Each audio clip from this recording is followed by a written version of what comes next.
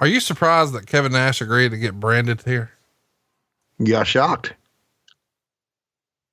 We should mention Kevin Nash recently posted a picture of before and after. He had a knee replacement and he realigned his hips, and he's worked very, very hard, obviously working out, but also some stem cell therapy stuff, totally rehabbed himself.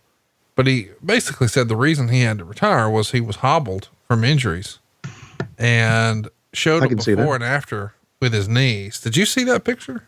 I didn't see the picture, but I can understand that guy the size he is taking bumps. Dude, I'm going to send this to you. I'm going to text it to you. I think you will be blown away.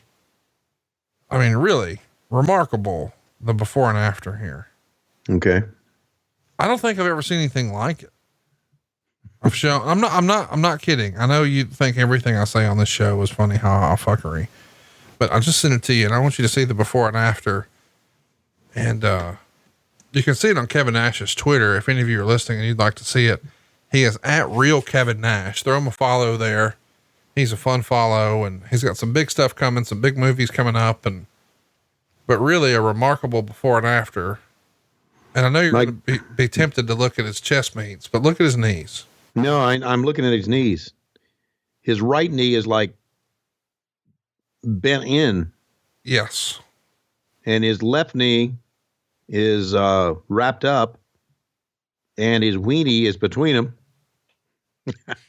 What's wrong with you? You can't help yourself. Sorry. I'm trying to talk about a guy's rehabilitation. You got to go right to the dicks. But on the right-hand side, the knees are perfect. Isn't that remarkable? Perfect. Dude, it doesn't look the same guy. Like, no, if you chopped him off just waist down, you would think, well, these are two totally different humans. There's no way that this is a real before and after, but it is. So shout out to Kevin Nash for pulling the nose up on his physical situation there. I mean, he's always, it's always been something fans made fun of when he tore his quad and all that, but you can see, man, he was really hurting. He was in a bad way. And now with new knees and his hips being realigned and the ability to actually work out, doesn't matter if it's just an upper body business. He looks great here. Yeah, man. He does. He's always kept himself in remarkable shape where it looks like at any time he can come out and cut a hell of a promo, but obviously it's not like he's wanting to bump around, but got some big movie stuff in the works. Think he's going to be in a Alec Baldwin movie soon, which is a big deal for him. That's good. He was always, and we talk so much about him being backstage and, people talking about him being a politician or whatever, but he was always, God, there went the table. He was always, his persona was really cool. He is cool in the ring. Real life, and he was really cool backstage too. He was funny. He was really a cool guy to hang out with. If you're going to go drinking if you could pick like a Mount Rushmore of wrestlers to drink with, Kevin Nash is on that. Yes, he is. That's a good one. That's a good call. Phenomenal. So there you see, he power bombs Terry Funk right through the table, the announcer's table. He's got a mic now. I'm going to play that. You got a lot of heart, old man. You just ain't got no damn common sense. If you crawl back in here, you can keep your commissionership. Come on, if you can crawl back in here, you can keep it. How about that? If he can crawl back in here and a good look at Terry Funk, and you can better believe he's going to crawl. Yeah, if Terry Funk is breathing, he's going to do everything within his power to try and get back in to the ring. The commissioner's job is at stake. I'll let you keep it if you can climb in the ring, old man. So, of course, this is a hardcore match. The commissionership for WCW is on the line. And now that he's been jackknife powerbomb through the announcer table, Nash throwing it out there. Just crawl in, and I'll let you keep it. See if he does. He's crawling to get back in the ring. And wait a minute, Nash said he'd let him keep it if he could crawl back in the ring. I'm a lying son of a bitch. Boy, is he a... And now here comes the beatdown. Meltzer would write this up and say, this was a sad one-sided squash match. Funk, who worked that afternoon on a previously arranged booking in Michigan for an indie show, wound up in trouble because of problems at the Cincinnati airport, and there was substantial fear if he'd even make it to the building in time for the match.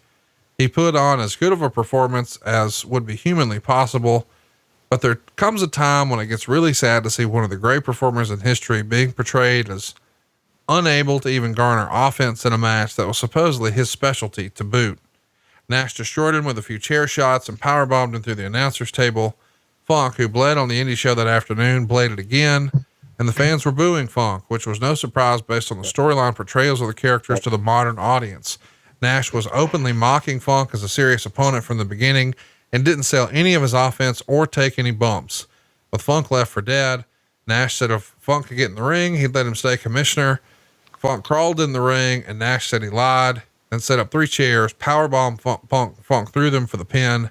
And don't kid yourself, Funk at 55, with all he's put his body through, feels every blow every bit as bad as you can imagine. To his credit, he carried Nash to his best match in years, 2.5 stars. Well, how can you call it a squash match and then you say carried a man to his best match in years? It just shows you the respect that Meltzer has for I get Funk, that, in my opinion. Yeah, I get that, but still. Oh, hey, I forgot to ask. What did you think of Wrestle Kingdom? I didn't watch it. Huh? Did you go over there for it this time? No. You want to say some words about Jushin Liger calling it a career, or fuck him too? No, no.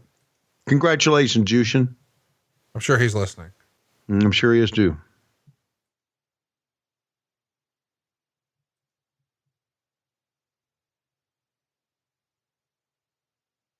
But Tony. Really, it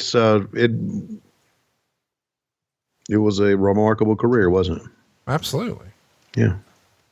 So what did you think of Wrestle Kingdom? I didn't watch it. Bullshit. No, I didn't. I told you, I took the, you were glued to the fucking set. I took the wife to the beach for her birthday. You knew this. You think I'm going to say, hey, honey, get in here. We got to watch Tanahashi wrestle. Yeah, but you got it on, I haven't seen it yet. I heard it's good. I'll make you watch it when we're in Vegas, because I know you'll want to come in early. Yeah, boy. I mean, once Diamond leaves, we'll turn it on. Diamond Dallas Page is coming? No, you know, old Mellow Yellow Zero herself. Oh, stop that. You stop it. What? Stop. Okay. Stop talking about that. Let's go back to the match. This is a wrestling podcast. Oh. Okay. And you keep talking about shit like that, my net worth will go down. Did you have a comment about the Titans beating not only Tom Brady and the Patriots, but Lamar Jackson and the Ravens? Amazing. I didn't see that one at all. We got a guy that works at for DDP, Dylan. And Dylan, good guy. Big Steelers he predicted both of them. He was right on. He said, the Titans are going to go to the AFC Championship game. I went, bullshit. He said, no, they are. So there you go. And I guess all you Bama fans are Derrick Henry crazy again, aren't you? No, I've always loved Derrick Henry, but I can't stand the Titans. I don't give a shit how close I live to Nashville. Fuck them. Huh. And if you're listening and you're mad about that, fuck off. Yeah.